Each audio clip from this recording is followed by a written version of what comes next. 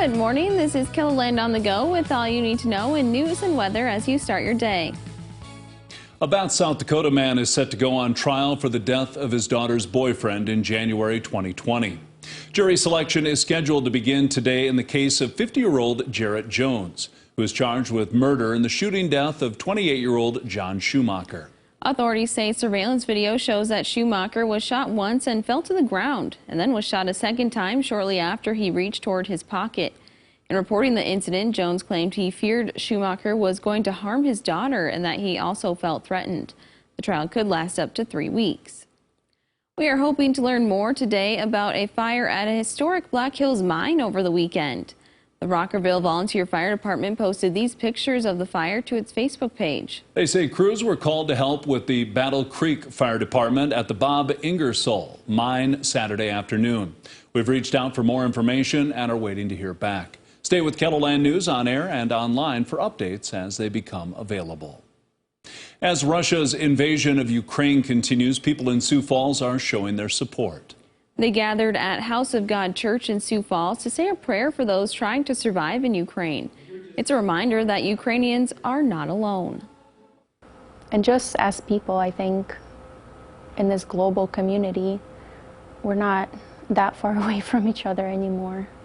We are so close that we have to show others that we're there for them and we care, and just go from there. The UN's two major bodies will hold separate meetings on the invasion today. This is the first time in decades the Security Council has approved an emergency meeting of the General Assembly. Turning to weather with meteorologist Scott Munn, we're starting the week with warm temperatures, Scott. Yeah, we'll see if we could end the week that way, but I don't think we will. Temperatures will be mild to start today and tomorrow. We're looking at numbers near 60 degrees across, I would say, the southern half of the area. A little cooler north central and northeastern South Dakota. So for today in Sioux Falls, expect a high temperature near 60. We are going with a high of 58. West wind will increase as we go through the morning hours and into the afternoon. In Aberdeen today, you can expect a high temperature of 44, and this will happen with mostly sunny to partly cloudy skies. In central South Dakota, 56 are going high in Pierre. By about 1 o'clock, we'll have a temperature of 53 and then hit 56 around 3 o'clock. In western South Dakota, expect a mild 62 degrees today, and that'll happen around 2. More details on the KELOLAND Live Doppler forecast coming up. Thanks, Scott. Well, spring is almost here, and for high school students at the Career and Technical Education Academy, that means it's time for a spring career fair. Around 700 students attended the fair on Friday. For some students, this experience helps them decide what career path is right for them. They help me get a better understanding of the college maybe that I'm interested in and of the career, so I don't put all my time into one career and then changing my mind and switching my major, and it helps me save a lot of money if I don't do that. There were nearly 100 booths at the event showing students possible career, colleges, or military opportunities.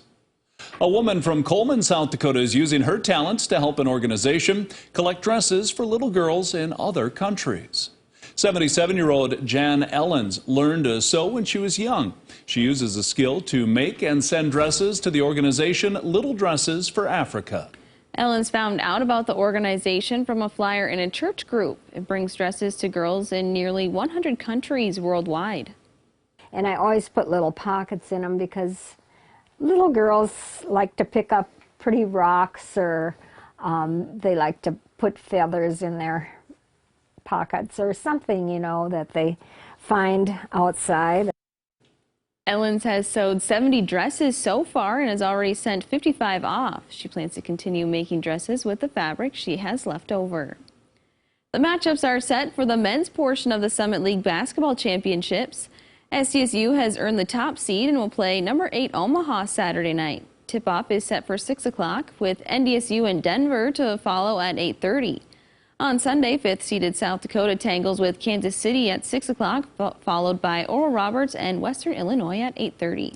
The women's bracket will be unveiled after USD plays its rescheduled game tonight at Western Illinois. If the Coyotes win, they'll claim a share of the regular season championship with rival SDSU, and net ranking would determine the top seed. That's a look at some of our top stories. Now let's get one last look at your weather with meteorologist Brian Karstens. Brian?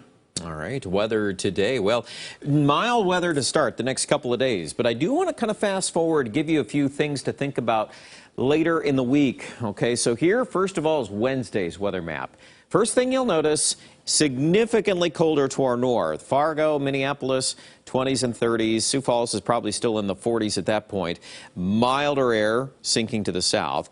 Let's see what Thursday brings us. There's already a chance of a little snow.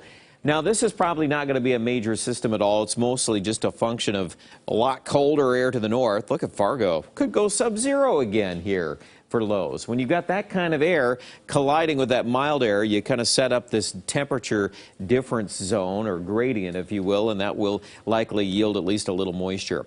We'll probably reverse course by Friday. We'll start to see things change a little warmer ahead of that storm system. Now, we're positioned with spring-like air to our south that's going to yield showers and thunderstorms in Iowa and Nebraska. This is Saturday's weather map, and progressively farther north, you get into the transition zone of pink and purple, eventually to snow.